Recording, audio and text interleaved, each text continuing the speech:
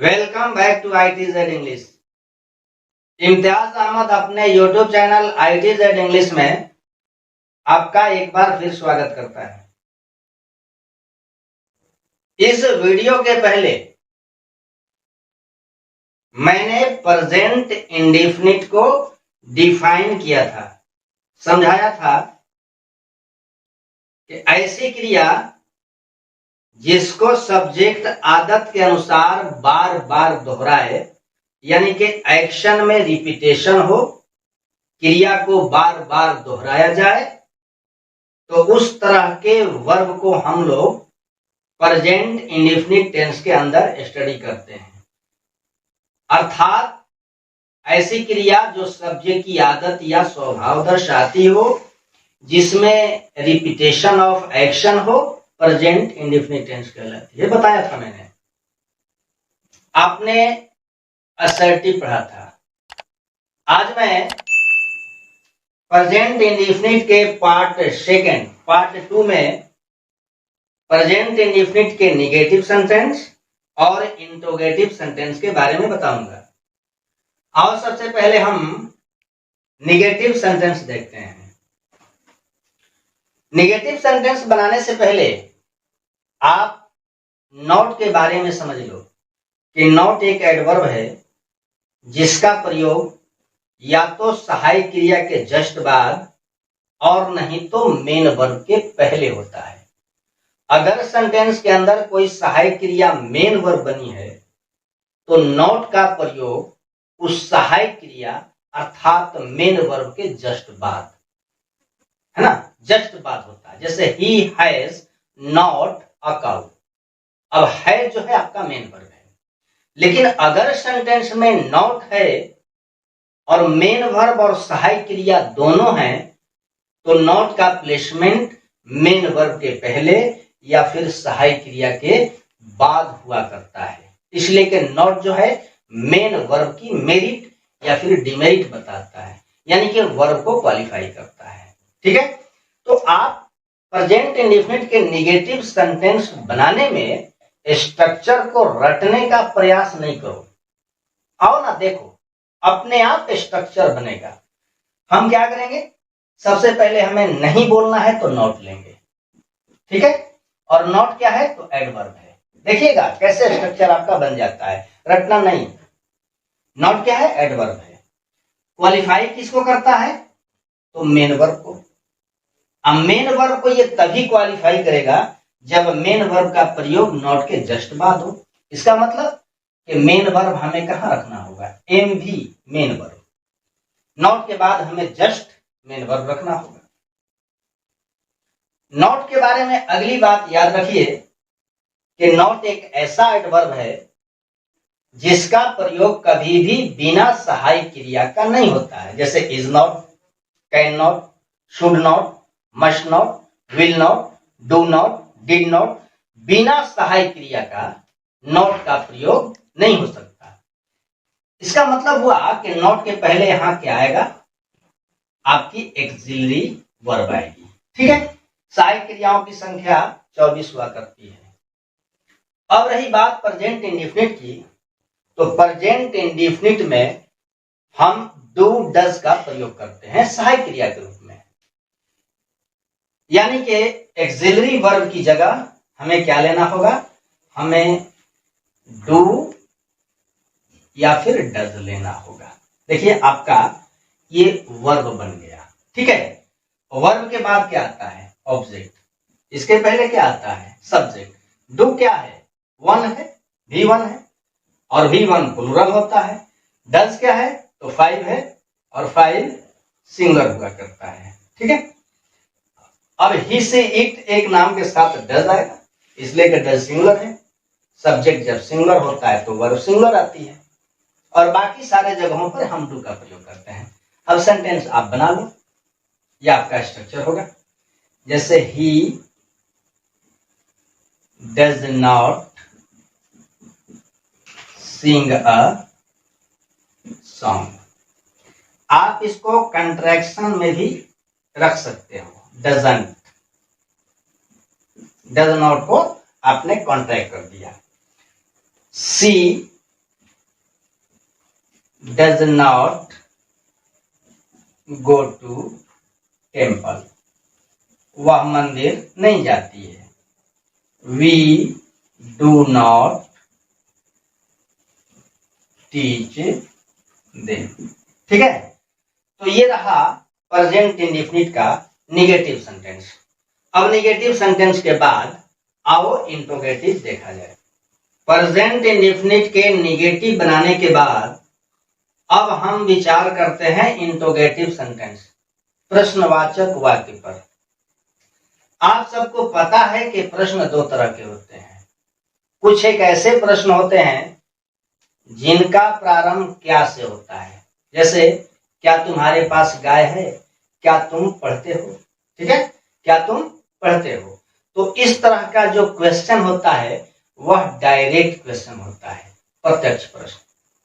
कुछ ऐसे प्रश्न होते हैं जो क्यों, कब, कैसे, कहां, यानी कि what, when, where, why, how आदि से बनते हैं। ऐसे क्वेश्चंस को हम इनडायरेक्ट क्वेश्चन कहते हैं। डायरेक्ट क्वेश्चन और इनडायरेक्ट क्वेश्चन। ठीक है, तो इसका मतलब कि इंट्रोगेटिव सेंटेंस दो तरह का होगा, एक होगा डायरेक्ट और दूसरा होगा इनडायरेक्ट। ये डायरेक्ट क्वेश्चन। अब यहां याद रखिएगा, डायरेक्ट, डी से डायरेक्ट, क्यू से क्वेश्चन। डायरेक्ट क्वेश्चन जब भी बनेगा तो उसका प्रारंभ एक्सिलरी वर्ब से होगा, सहायक क्रिया से। ठीक है, और प्रेजेंट इंडेफिनिट टेंस में हम डू या डज का प्रयोग एज अ सहायक क्रिया करते हैं, है ना। डू या डज लिया जाता है। और मैंने बताया कि डायरेक्ट क्वेश्चन एक्सिलरी वर्ब से, सहायक क्रिया से शुरू होता है, यानी कि सेंटेंस का प्रारंभ हम कहां से करेंगे, डू या डज से करेंगे। डू डज के बाद हमारा सब्जेक्ट होता है, और ये डू डज जो होता है फाइनाइट होते हैं। फाइनाइट जो सब्जेक्ट के नंबर, पर्सन और टेंस से एग्री होता हो, है ना, वह फाइनाइट वर्ब। जो एग्री नहीं होता है वो नॉन फाइनाइट वर्ब। तो ये फाइनाइट हुआ, इसका मतलब कि अगली क्रिया हमारी नॉन फाइनाइट आएगी। आप लोगों को बता दिया जाता है कि डू डज डिड के बाद आने वाली क्रिया V1 होती है। नहीं, वो V1 नहीं है, वह एक बेयर इंफिनिटिव है। उसमें प्रीपोजिशन टू लगा होता है लेकिन लिखा नहीं जाता है। तो डू या does plus subject plus V1। मैं भी V1 दिखा रहा हूं, लेकिन आप समझो कि ये V1 नहीं है, ये क्या है, बेयर इंफिनिटिव है। और इसके बाद ऑब्जेक्ट और फिर क्वेश्चन मार्क। ठीक है, अब इसका निगेटिव देखो, इंट्रोगेटिव निगेटिव, वो कैसे बनेगा, डू या does plus subject plus not plus V1 plus object plus question mark. Example देख लो, डज सी प्ले फुटबॉल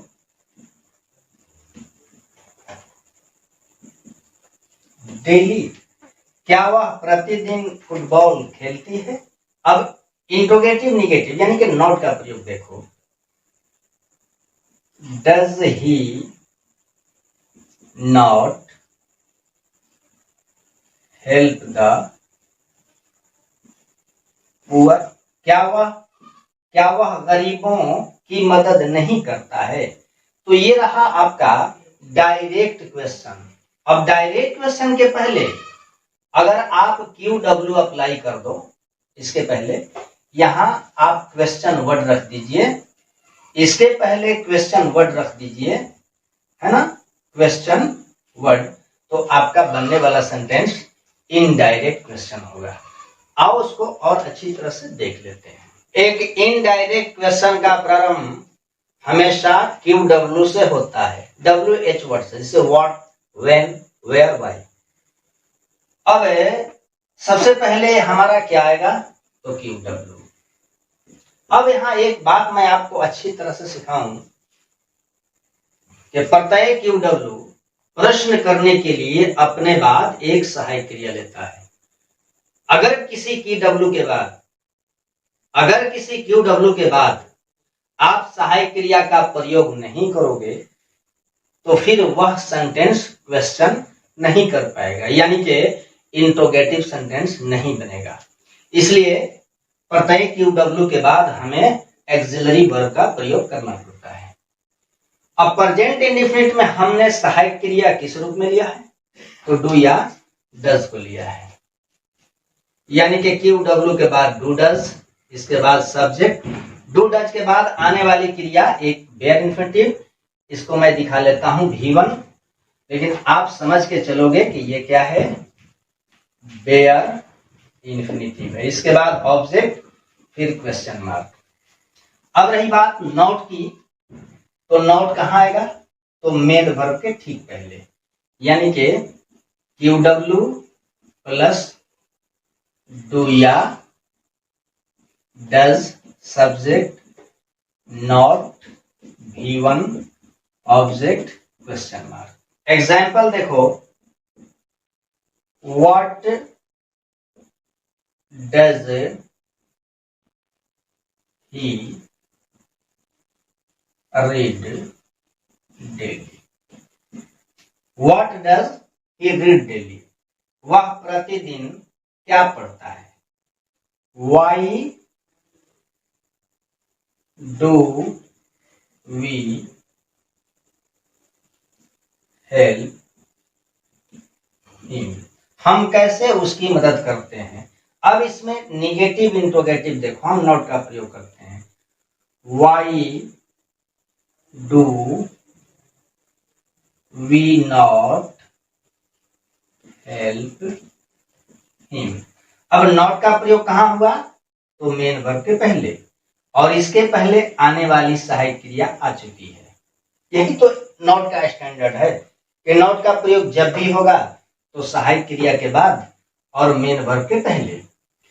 और प्रत्येक QW प्रश्न करने के लिए अपने बाद क्या लेता है? सहायक क्रिया।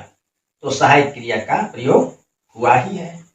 ये रहा आपका प्रेजेंट इंडेफिनिट का इंट्रोगेटिव सेंटेंस। दोनों तरह से आपने देखा, डायरेक्ट क्वेश्चन भी और इनडायरेक्ट क्वेश्चन भी। वीडियो देखने के बाद मैं श्योर हूं कि प्रेजेंट इंडेफिनिट के निगेटिव और इंट्रोगेटिव सेंटेंस को बनाने में आपको अब कहीं भी परेशानी नहीं आएगी।